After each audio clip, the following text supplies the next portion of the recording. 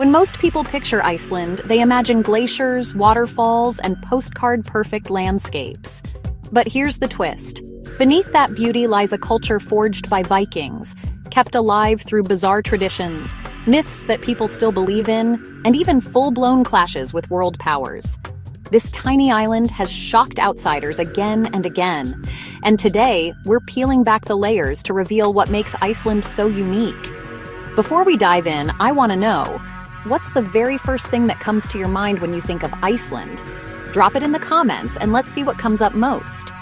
Iceland's people are living descendants of the Vikings, not just in ancestry, but in appearance, spirit, and even language. Statistically, Icelanders are among the tallest people in the world, a reflection of their Scandinavian and Celtic roots. But what makes Iceland truly different is their language. Unlike almost every other modern society, Iceland's language hasn't really changed in over 1,000 years. Icelandic today is nearly identical to the Old Norse that Viking settlers spoke when they first arrived in the 9th century. For Icelanders, reading medieval texts isn't a matter of translation. It's like reading the morning newspaper. That alone gives Iceland a living connection to its past, a time capsule in everyday speech. And this Viking spirit doesn't just sit in history books. It still shows up in the way Icelanders eat, fight, and even defend their land. But if you think that heritage only lives in museums, wait until you see what they're still eating today. Every February, Icelanders celebrate a festival called Thorablot, a direct survival of a Viking midwinter feast. And if you thought your local food festivals were extreme, Iceland takes it to a whole new level.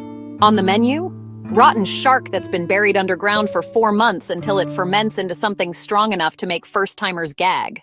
Alongside it, ram testicles preserved in whey. To outsiders, this sounds like a dare gone wrong. But to Icelanders, it's tradition, pride, and a reminder of how their ancestors survived brutal winters with nothing but creativity and toughness. Here's the kicker. During Thorablot, these foods aren't hidden in dusty corners of tradition. They're front and center in restaurants, proudly served as cultural treasures. So let me ask you, would you dare try Viking shark if you ever visited Iceland? Drop a quick yes or no in the comments.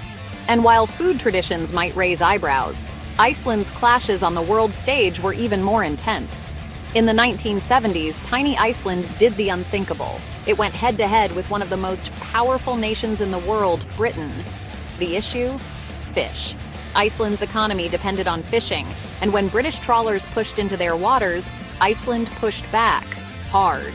With no standing army, they sent out the Coast Guard, ramming British ships and cutting nets in a dramatic standoff that became known as the Cod Wars. The most iconic image from this era shows an Icelandic vessel defiantly shadowing a British warship in 1976. It wasn't just about fish, it was survival, identity, and the determination of a small nation refusing to be pushed around. And here's the shocking part. Iceland won. Against all odds, they forced Britain to recognize their expanded fishing territory. For many Icelanders, this was the modern proof of their Viking resilience. Ask an Icelander what they think of their country, and you'll feel the passion immediately. Criticize Iceland, and you'll quickly find yourself in an argument. Scholars jokingly call this a national inferiority complex, the idea that Icelanders feel a deep need to defend their country no matter what. But the truth is, they have plenty to be proud of. Iceland enjoys some of the highest life expectancies in the world. Crime rates are so low they're almost non-existent, and its cultural heritage runs deep. It's easy to see why they're protective. When you live in such a small country, surrounded by larger powers, defending your identity becomes second nature. But national pride isn't Iceland's only inheritance from the past. The country's mythology and sagas still echo today, shaping not just stories, but the way Icelanders see their world.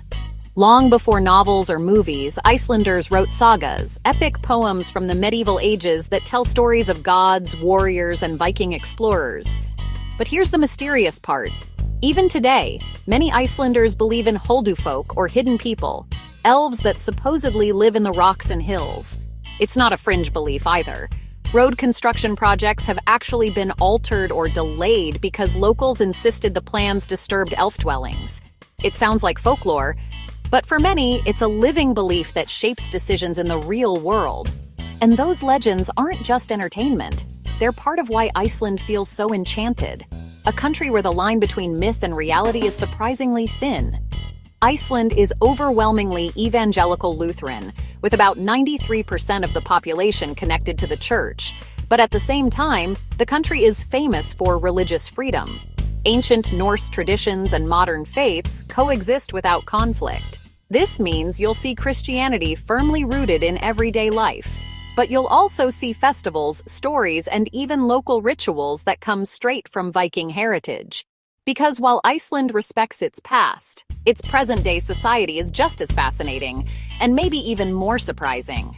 If there's any place on Earth that feels close to a utopia, Iceland might be it.